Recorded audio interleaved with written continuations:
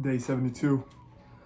If you're new to this, business model is buying businesses. We're gonna do M&A. If you don't know M&A, it's mergers and acquisitions. You merge a company, you do acquisitions. You acquire companies, you merge them together, you create a portfolio, and you sell the portfolio for a greater price than you created it for. So I'm gonna try to make this video in 10 minutes because I do have to sleep early right now. It's 12:07 a.m. Interesting day, guys. Today's the first day I started that job that I was telling y'all about. And if you're just hopping into this, you're like, man, 0 to 1 billion, he has a job, like what the hell's going on? Listen, just try to follow along and you'll kind of piece the puzzle together. So today, guys, 50 cold calls today, and I'm getting better at getting through the gatekeepers. Although it's day 3 of it, of finally doing the outreach, I got through and I got 3 interested sellers today. 3. Isn't that crazy? So like, what are the chances that, you have to get through the gatekeeper, the owner be present and available, you speak to them and they're interested. It's like 4 domino effects that like fall in line. I got 3 of them. And today, man, I've been busy today. I've been so busy. I woke up at like 7 a.m. I had a meeting with the accountant I told you about to finalize the board. So yesterday or the day before, I think, I talked to the lawyer, finalized it. Today, I talked to the accountant, I finalized it. And I also updated the rest of my board with the progress I have going on. We got some lenders that are aligned, that are ready to lend in our sector. We got board put together. And last piece of the puzzle, man. Biggest piece of the puzzle, really. You need a solid deal. You need a good deal that could cover the debt service comfortably.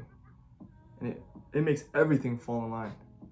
So on the meeting today with the accountant, and I'm sure like maybe somehow he might see this video potentially, and regardless of whether he sees it or not, I don't want to speak badly on him, especially when someone's literally on your team and you're doing it live. That's the risk I take when I make these videos. I hope y'all could appreciate that, but I can't give too much information about him, obviously, but I will say this. On the conversation we had, and this is something that it's widely regarded, and I see this very often with accountants, is that they're very, very, very skeptical people. Extremely pessimistic, glass half empty. And they're self-proclaimed, like they themselves would tell you that.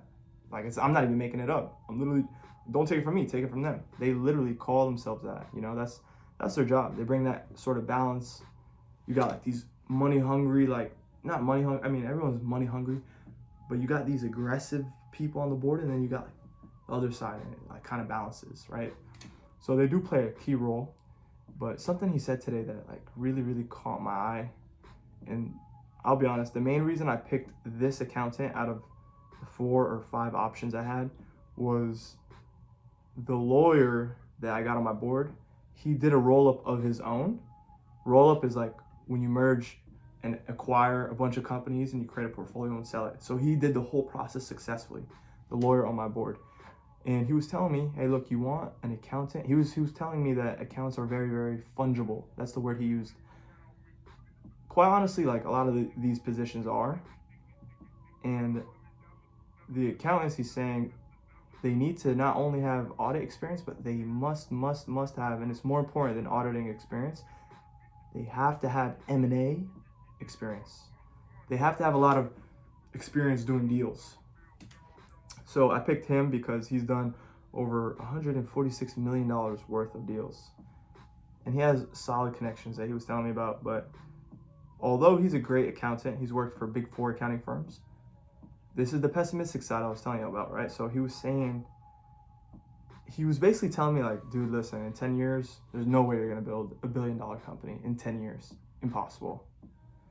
Because I was telling him about the deal flow, and he was like, yeah, how are you getting the deal flow? I was telling him some of the ideas, and I was telling him about one of the deals I had seen in the past couple of days, and it wasn't a large deal. It was like a really small deal. And I'm not going for small deals. They have to be making at least 500,000 in EBITDA, preferably $1 million in EBITDA. That should be my first acquisition. I don't care. I've been swayed to so many so many people's opinions on this, guys, and I'm set on this. I've heard so many different angles about this topic. I'm not going anywhere near under 500K in EBITDA. That is like buying a job. I'm not in the game to buy a job. We're in this game for 0 to 1 billion. The title's not just jokes, guys. There's a plan. There's a plan. You buy these companies. Think about it, right? If you just do the math, if I buy 50 companies that are worth $1 million, 50, right? Let's just assume that each one's worth $1 million, and now I have 50, and since I have 50, they're worth $2 million. Like, this isn't how it is, right? But it's very conservative. Let's just say, right? So now each of them is worth $2 million, right? So that's a $100 million company with 50 acquisitions. So one of these acquisitions is a huge deal, right? But look, the math that I'm talking about is, the goal is we're going to buy for 3 times multiple. We're going to sell for 30 times multiple. So it's like buying a company for $1 and selling it for $10. You don't even need 50 acquisitions for that. Dan Pena, he generated $450 million. He didn't even own 100% of his company. He owned less than 50% of his company, and he had $450 million. He made that in 7 years. He generated that company through M&A in the 80s. So in today's money, that's worth $1.2 billion in today's dollar value. He did it back in the 80s during a recession, during the times when there was 20% interest rates. Right now, it's way less than that. So why can't I do it? Why not? Why can't I be optimistic? Well, you have faith in God, but you don't have faith in yourself. You're pathetic. I find that to be pathetic. You have faith in God, but you don't have faith in yourself. That's pretty odd. You should ask yourself these questions and figure that out. You need a good answer for that, because otherwise it's disappointing. You should be disappointed in yourself. I would be disappointed in myself. You know, I obviously see the world in my perspective. This is what I think. So back to the point, right? He was saying, listen, man, there's no way you're going to make $1 billion company in 10 years. If you could find a couple companies that make 100,000 in profit after paying yourself 100,000 in profit, you know, with a couple of these, you know, you'd be good for life. That's what he was telling me. I was shocked. You know, honestly, I read about this in Dan Pena's book. He talks about this. He talks about not only are board members going to doubt you, but like almost all the board members are not going to believe that it's possible to buy a company just leveraging debt. Almost none of them are going to believe it because they've never seen it. It's so rare. Like, no one takes that strategy.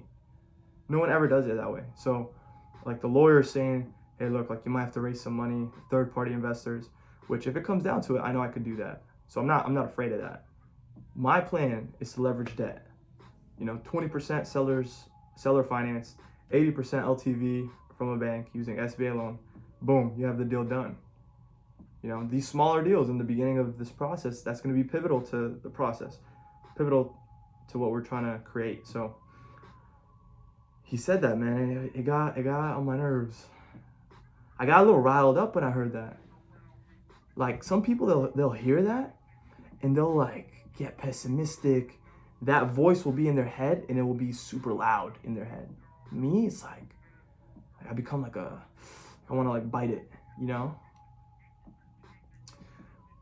But yeah, like he has a super glass half empty, beyond that even, which, you know, there could be a case that maybe you don't need someone like that on the board, but he has solid experience that I would definitely need to leverage. And in fact, you know, everyone's leveraging off each other. So I updated the rest of my board, and one of the industry experts had brilliant insight on how I could reach out to these business owners. Absolutely brilliant.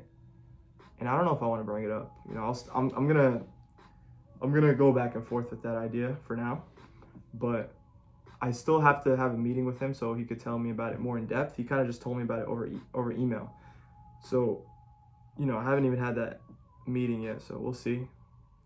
But for now, I'm gonna stick to just doing the cold calls, man. I didn't even do the cold emails yet. I haven't had time. I'm realizing, like, dude, I should do LinkedIn as well. Even though I could only do 20 connections a day, why not just do that? Like the minimum, like at least do 20 connections a day. Like why not? Doing the cold emails in LinkedIn, it would probably take at least like 2 hours. So how did I do the calls today, guys? Because back to what I was saying, I started the job.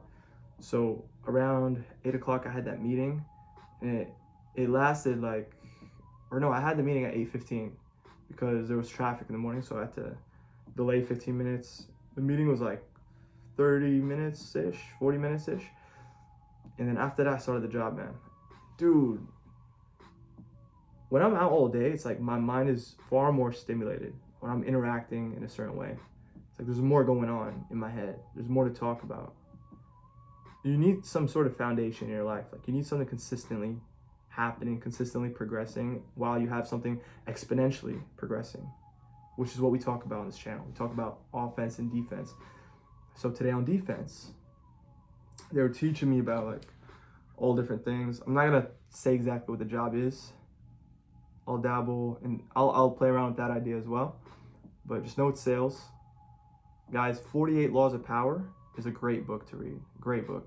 You see this almost play by play in certain situations. Like when you're conscious of certain things, like you constantly see it all over the place. I was training with this guy. Not a guy, he's like a kid. Like he's younger than me, right? He's fresh, he's never done sales, and he's a super cool guy. Nothing wrong with him. I'm not gonna talk shit, right? There's nothing really to talk shit about. But one thing that happened was, we were learning. And guys, I've been through all types of sales. I've been through so many different types of sales. Like my first sales job was selling knives door to door. Long story short, I've done like 4 different industries, let alone like the ventures that I've tried without a job. So I've had decent experience with sales. I've actually taken classes for sales, which, dude, if you've never taken a class for sales, let me tell you, I learned so much from it. I actually learned so much from it. It was so beneficial. You need to take some kind of class for sales. Absolutely, you have to. So back to the point. Something that happened that relates to the 48 Laws of Power. They don't know which location they're going to put me in. I'm in a location right now for training. It's going to last like 2-3 weeks. And then I'm going to be out selling, and they're going to put me at a certain location. So the other kid, he was asking like, are we going to be in the same location? And I was kind of like on my phone, I think, or I was like putting something away. I wasn't really like paying attention. And I just like kind of heard it, but like I wasn't focused on it. It didn't sound important, right? So he's asking, are we going to be in the same location? And the person answering was like, oh no, I'm not sure. And then the kid was like, we should be. It would be healthy competition. He said something like, I forget what he said. It was something like, yeah, it'd be great competition. Or he said it would be healthy competition, like I'd beat you or something like that. I was like, that one law, I forget which one it is, but it's like never outshine the master. That one stood out today. Not only on that front, the situation I just mentioned, but also like one of the top salespeople today. When you walk in, man, like he sees you, he's like seeing his competition. Like you see it in his eyes. Like he's ready to like eat you alive. Like my competitor is within the same roof, and he's seen these kids. He's a lot older, right? I've had these situations, man. Like when I used to work at a dealership, this guy named Delwyn, never ever forget him, man. He was like in his 60s, old black man. He would just sit down all day and he would get sales. And I'd be like, dude, I thought the hardest working people get sales. This guy's sitting on his ass all day and he's not making calls. Like, what is he doing? Like, how does this guy just have money like come from the sky? Like, what the hell? Like, how do these old people still do this? But you gotta understand, don't outshine the master. Listen, this guy in this building on this chessboard, he's the king on this chessboard. And I'm literally just a pawn. Grand scheme of life, I understand myself no matter where I am. If I'm a pawn, I'm going to be a king one day, right? But you got to have that mindset as well. But you got to understand, don't ever outshine the master. And it's kind of weird to say this, but through my past experiences, and this is something that I've never done. right? But kissing ass, I'm not saying I'm an ass kisser, right? But from what I've seen, different jobs, a guy named Ashton, a guy named, I'm not gonna keep naming names, but different guys at the dealerships I worked at, they were ass kissers and they got the furthest. And people watching it, like, you guys are probably like, oh well, no shit, right? But you gotta understand it's a skill, and those people are actually being smart. They're not outshining the master. And in a way, you know, people look at that and they're like, oh, he's kissing ass. But that's just an excuse for your inept incompetence, really. It's just an excuse because, like, you're still losing at the end of the day. It's binary, right? And you're on the opposite side of that. So this kid, he's a rookie. You could just tell. Certain people do rookie mistakes. It's like when you drive a car and, like, you first hop in, you're, like, driving like a madman the whole time. Everyone that first gets a car, they drive crazy, right? And they think they're all special. Like, oh yeah, I'm faster than everyone else. It's like, dude, everyone else has a car. In fact, a lot of people have cars way faster than your Nissan Altima, right? But why aren't they driving fast? Did you think about that? Or do you think that's like the first thought in the world? See, if you're smart, you would realize that's not the first thought in the world. And then you'd wonder why. And then you'd adjust accordingly, right? It's like when you're a first beginning entrepreneur and like you're like, man, I'm gonna have 7 streams of income. The average millionaire has 7 streams. I'm gonna do 7 side hustles. I'm gonna do this, I'm gonna do that. I'm not gonna do what these guys did. Like, I'm better. And then you do that and you're like, damn, like none of that worked. What the? And then you quit. But then the guys who continue are like, they think about it and they realize, dude, I should have just been focusing on one thing. It's like, dude, you're not really learning from what you're seeing. You're technically blind. You're technically blind. Even worse than that, you're handicapped. You don't even know it. That's the worst part. At least acknowledge it, right? So I'm entering this game and it's like I hit a restart button. I'm entering this game and I must play accordingly. I must hit the right buttons. That's not to say I'm gonna kiss ass and have no dignity and stuff like that. But it's to say that, dude, don't outshine the master.